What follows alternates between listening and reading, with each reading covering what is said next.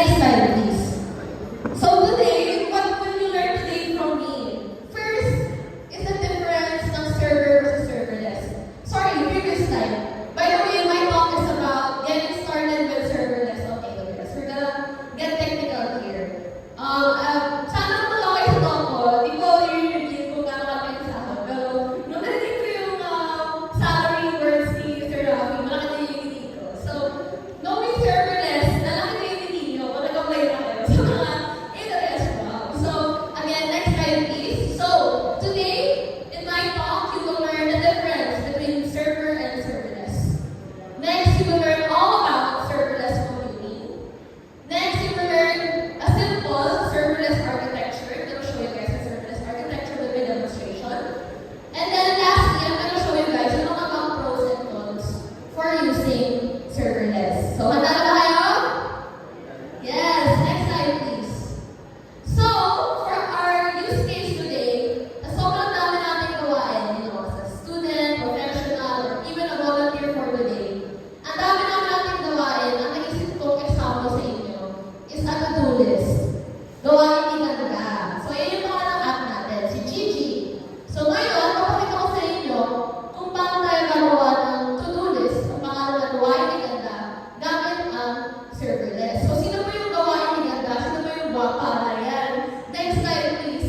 So, before moving on, first, I'm going to introduce myself. So, I'm a cloud developer / engineer at eCloud Valley. I'm also the AWS User Group Philippines Meetup Lead. So, fun fact, like what Sir Rafi said, nakilala ko yung boss ko sa isang meetup. So, doon ko nakilala yung eCloud Valley. And then, nag-apply na siya. So, yeah, so cloud engineer, meetup lead. I'm also a content creator. So, I do public speaking like this, I host events. I was the host last year for AWS Community Day 2023. And then I post content at YouTube and TikTok.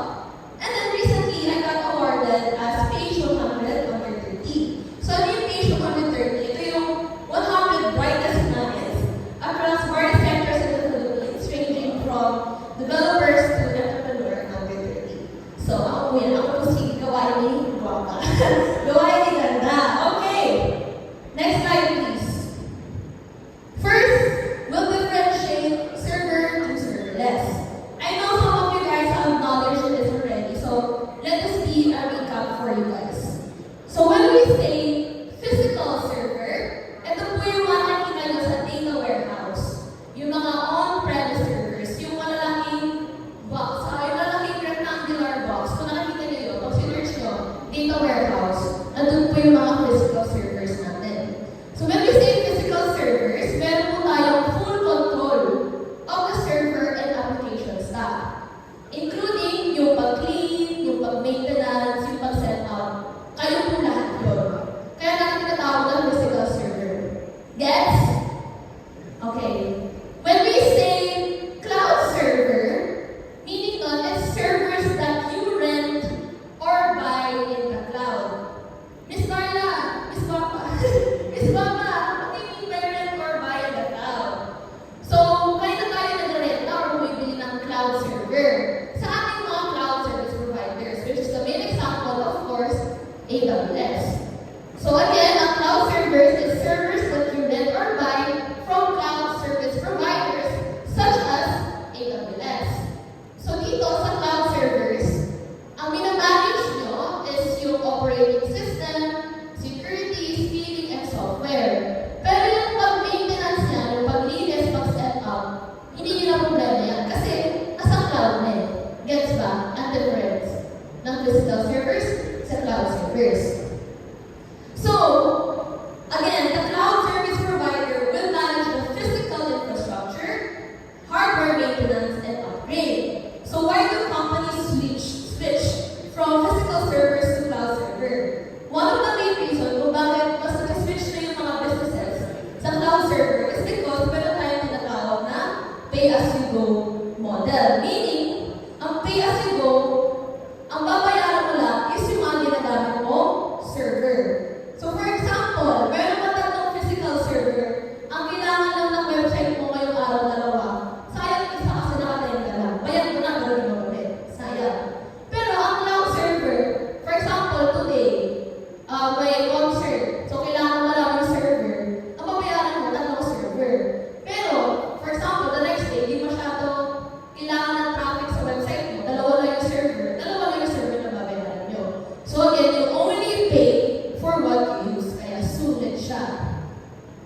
Okay, so an example of a cloud service, yung Amazon EC2. So yan yung mga ginagamit natin sa AWS. Gets ba guys? A cloud server. Thank you. So again, physical server, you manage everything from the hardware to the software, the operating system. Cloud server, out na tayo sa mga pag-maintenance at sa data warehouse. Nag-rent na tayo na nagbabayad sa cloud. Next is serverless. Meaning ba wala ng server? Of course not. Ang serverless, it doesn't mean na wala ng server yung application mo. It's just that di mo siya kailangan i-manage even the operating system and lahat. So, the serverless, di ba dito ang minamanage mo physical? Ito dito di mo na kailangan i-manage yung mga physical. Ito, wala ka na kailangan i-manage na server at all. Kasi ang mag-manage lang yan is si cloud service provider such as AWS. So, it's gonna give you more time. It's gonna give the developers or businesses more time to focus on the application of your code. So there's no need to worry about provisioning servers or managing their health. So for example, ang ginagamit natin sa AWS serverless is AWS Lambda, which I will show you later sa paggawa natin kay Gigi. So in summary, physical or traditional servers is you own and manage everything. Okay? Ang cloud server is you rent and manage virtual servers in the cloud. Pero ang serverless, you only manage your code, your application logic, and the cloud providers such as AWS takes care of infrastructure, scaling, and resource management. Gets ba guys? Gets? Should I move on to the next slide or do you want another summary? Next slide na po? Thank you po. Okay, next slide tayo. So now na alam na natin yung difference ng difference ng physical server, sa cloud server, sa serverless, let's move on to my topic today, which is the serverless computing. So ang serverless computing is a cloud computing model where the provider, AWS, manages infrastructure, freeing developers, giving the developers the freedom to focus on their code. So yung mga developers like us, like you guys, yung mga cloud developers or cloud engineers, tayo yung nag-write ng functions, and then nag-trigger yung functions na yun by events. So mamaya pakita ko sa inyo, ano ba yung difference ng functions, events, ano ba ito sinasabi ni Guapa sa harap. Pero ayun, ang kailangan na muna maalala is yung developers write functions that are triggered by events. Pero again, AWS siya na bahala sa lahat. Kailangan mo lang code. So again, although serverless doesn't mean servers aren't used, it means developers just don't need to manage them. So for me, if you want to get started on serverless with AWS, here are some core technologies that I want you guys to remember. Next slide, please. Una-una, mag-focus tayo sa API gateway. So first, we have the user facing. Tayo yan, we interact, diba? So web client, mobile client, or command line interface. Ang unang core technology ng serverless computing is API gateway. Unang-una, ano yung API? Ang API, if you guys don't know that, ang siya, application programming interface. So it is a tool that allows different software programs to connect and work together by following a set of rules. So think of it na parang waiter na mag-order ka sa restaurant, and then yung waiter, sasabihin sa chef na ito yung order ni Guapa, babalik na yung order sa'yo. So yun yung tinatawag natin na nag-request ako, pwede mo ba mag-order ng isang order? Sabi ni API, okay, balik naman ako sa akin ko. Tapos yung response, babalik niya na. So basically, gano'n yung API. So ano naman ang API gateway? Ang API gateway is a service that allows you to create, publish, maintain, monitor, and secure your APIs at any scale. Gano'n kalaki, gano'n kaunti. So, it routes. So, siya yung nagruruta yung mga incoming requests to the appropriate back-end service. So again, the API gateway acts as a mediator, as a middleman, for handling incoming traffic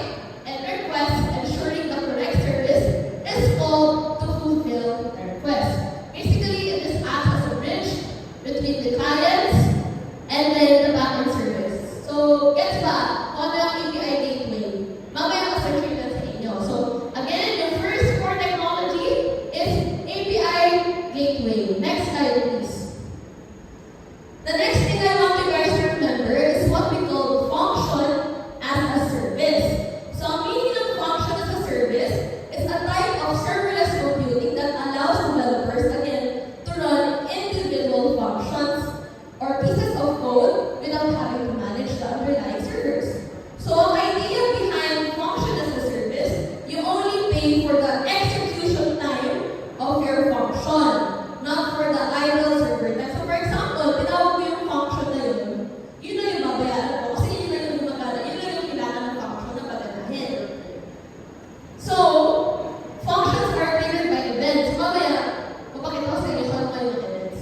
So again, with function as a service, such as AWS Lambda, you write the function, deploy the function to the cloud, and the platform, such as AWS, takes care of everything from scaling to infrastructure management. And then, again, you only pay for the execution time. So if I'm not mistaken, no, yung, tama ba? Okay, yung pag-run ng Lambda, parang a million requests for only $0.2. So imagine mo, request. Tapos, $0.2 pa lang yun. So imagine, pag di naman kailangan masyadong traffic ng website or even kailangan, mura pa rin. Kasi imagine mo, a million requests is equals to $0.2 with AWS Lambda. Gets mo ba kung ano ang function as a service? Yes? Next po? Okay.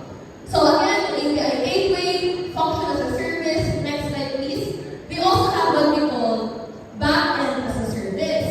So ang backend as a service, it provides developers with pre-built, gawa na, managed backend functionalities, making it easier to build scalable, secure applications. So again, just like FAAS, wala na kayong kailangan pag-remind sa underlying or behind the scenes stuff. Gagamitin nyo na lang siya kasi pre-built na. So, isipin nyo, ang backend as a service is like a big toolbox na nandun lahat ng systems, tapos kailangan mo lang siya i-build yourself. So, ay parang kailangan mo lang siya kunin at gamitin. So, parang siyang toolbox.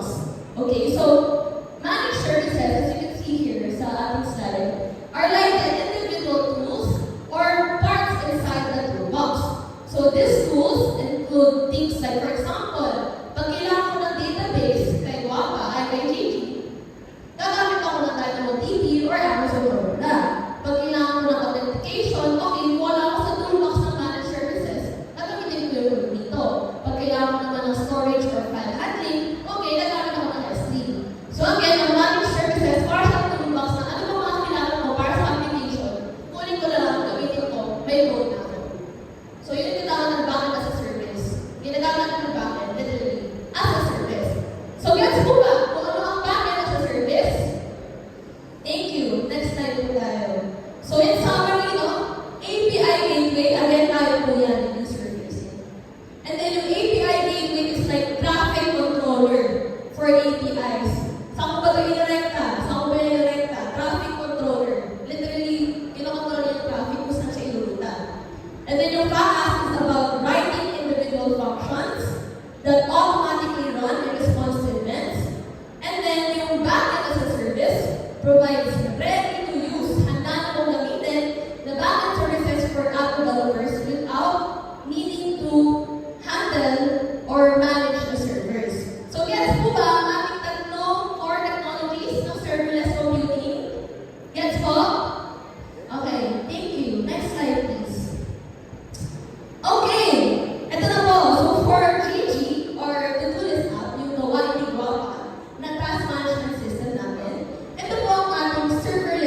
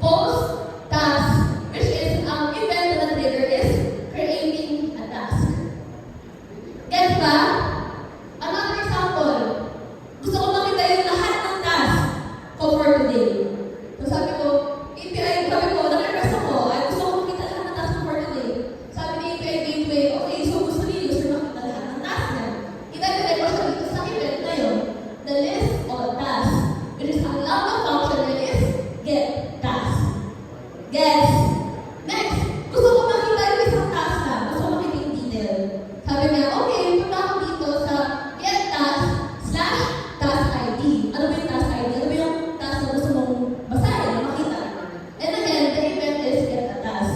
So again, when I say lambda function triggered by events, meaning lambda function, ito lima yun, and yung event, ito yung mga katabi. Ito yung mga katabi niya.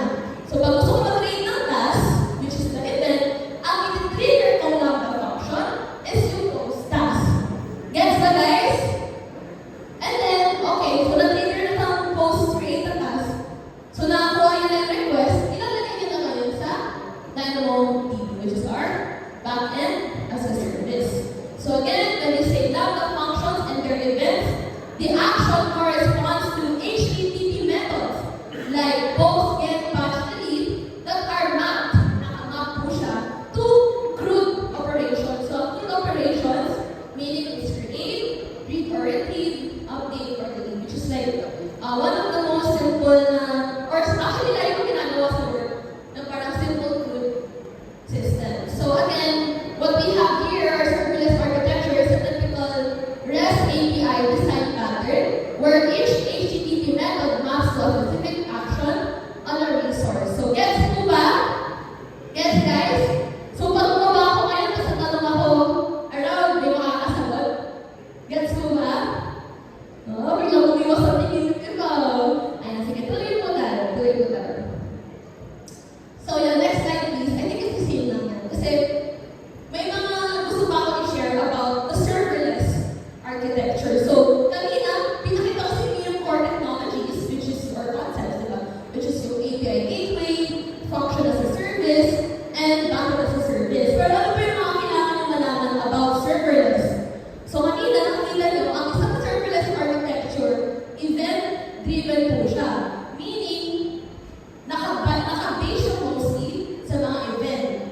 And then, again, pay as you go po tayo dito. Kasi, with the serverless, yun nga, $0.20 per 1 million requests. Pero, gusto ko lang na-denote na, yung paggamit ng DynamoDB, may bayad, may extra cost pa yan. So, just take note lang. Pero, with the Lambda itself, $0.20 lang per 1 million requests. So, again, the serverless architecture is an event-driven architecture. It uses pay-as-you-go model, and it's request-based billing when it comes to AWS Lambda. So, gets po ba ang ating serverless architecture for GG? Gets po?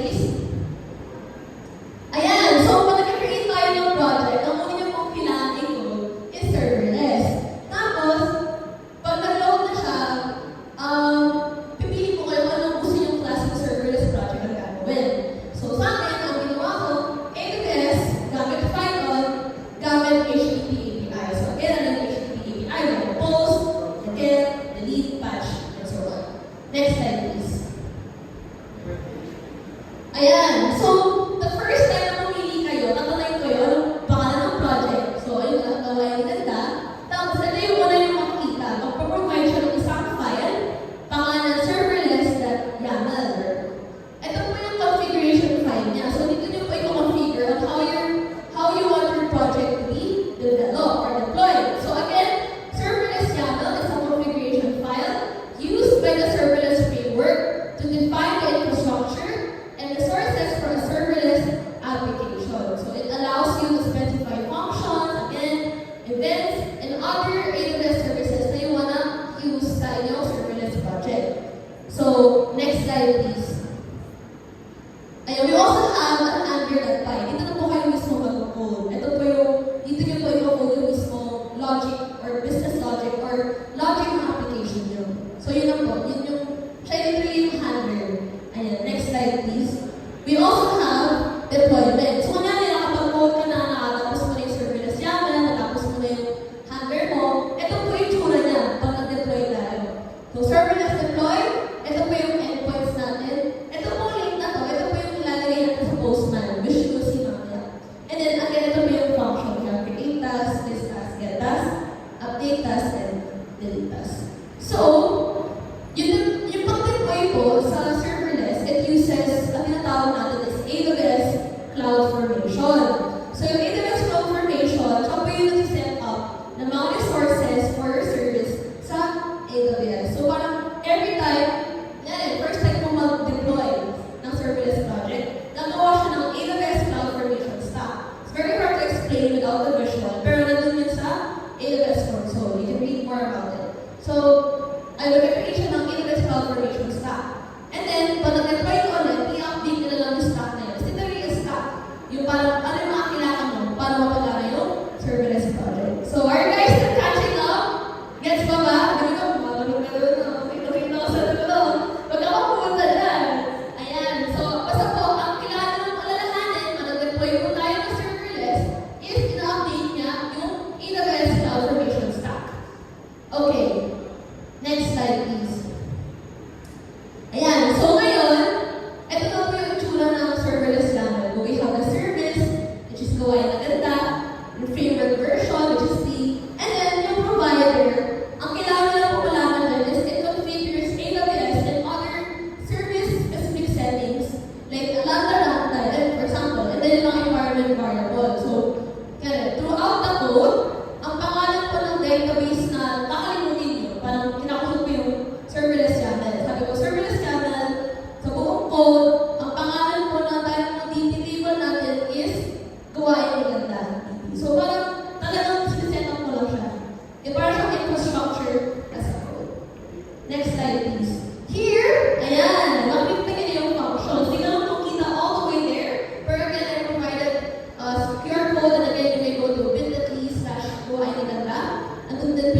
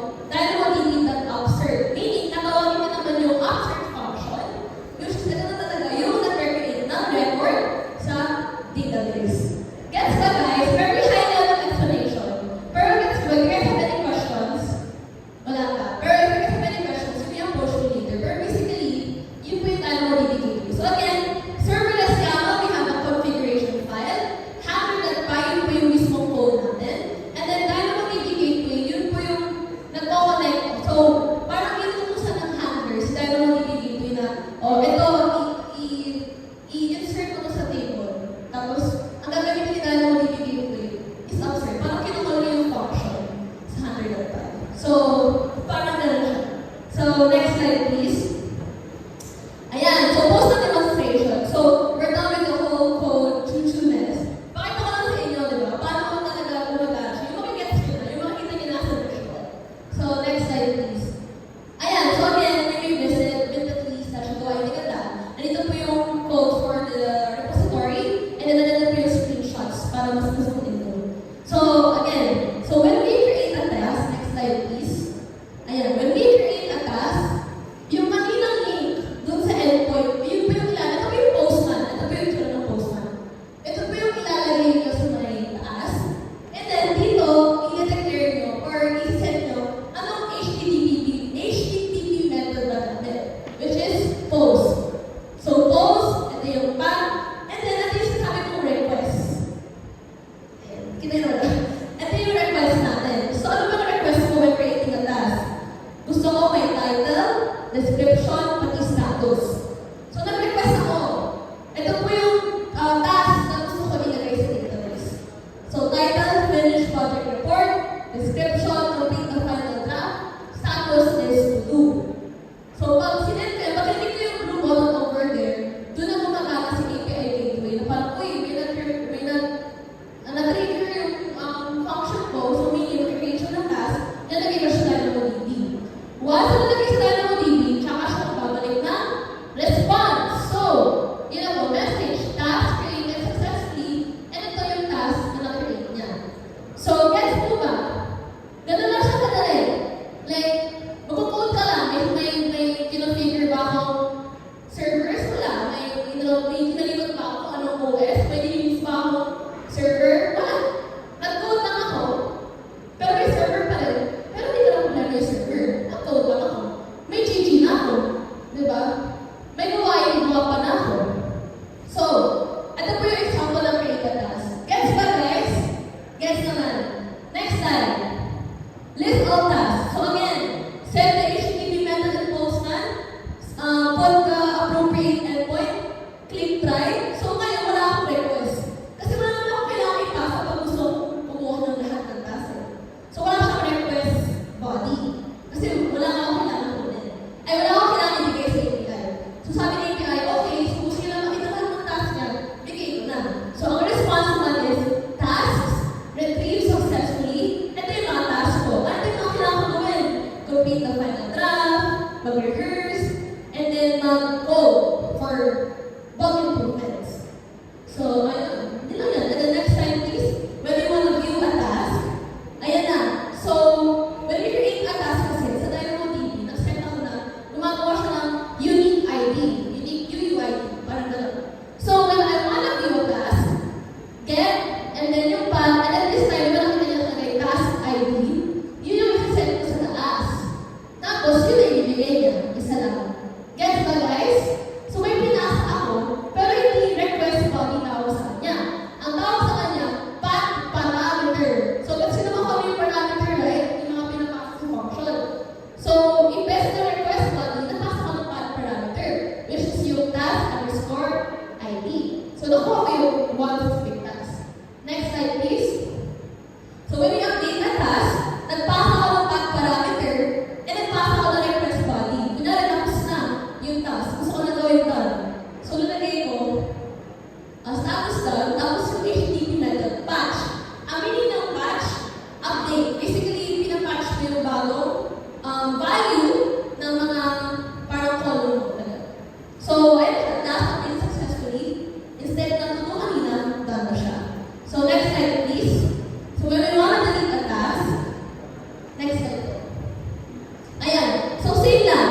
Delete HTTP method. So, meaning delete. So, pag nakita mo serverless YAML, makita niya handler ng delete task. Ito yung rerun ko. So, nagpasa ako ng ito yung path. Nagpasa ako ng path parameter, which is the task ID. And then, pag nirun ko, pag click ko yung big blue button on the left,